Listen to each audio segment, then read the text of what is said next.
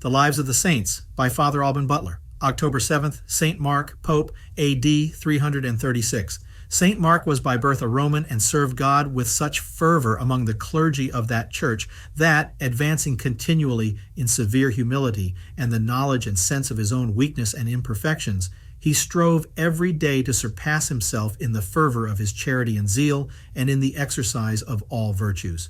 The persecution ceased in the West upon the abdication of Diocletian and Maximian in the beginning of the year 305, but was revived for a short time by Maxentius in 312. St. Mark abated nothing of his watchfulness, but endeavored rather to redouble his zeal during the peace of the Church, knowing that if men sometimes cease openly to persecute the faithful, the devil never allows them any truce, and his snares are generally most to be feared in the time of a calm. The saint contributed very much to advance the service of God during the pontificate of St. Sylvester, after whose demise he was himself placed in the apostolic chair on the 18th of January, 336.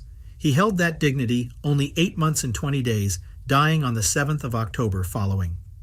According to the Pontifical published by Anastasius, he built 2 churches, one on the Ardeatine Way, where he was afterwards buried, another within the walls near the capital.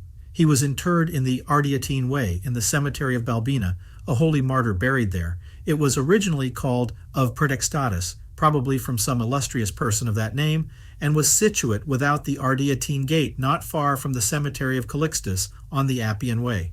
St. Mark had very much beautified and adorned this burial place out of respect to the martyrs there interred, and he being buried there, it from that time bore his name. Pope Damasus, in his epitaph, extols his extraordinary disinterestedness and contempt of all earthly things and his remarkable spirit of prayer, by which he drew down on the people abundant spiritual blessings.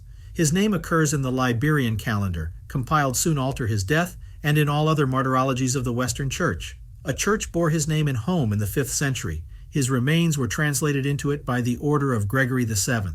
The pontificals mention that the church was repaired by Adrian I, Gregory IV, and Paul II.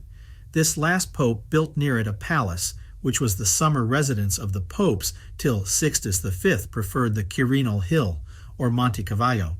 It was by constant watchfulness over themselves, by assiduous self-denial and humble prayer, that all the saints triumphed over their spiritual enemies. They never laid down their arms.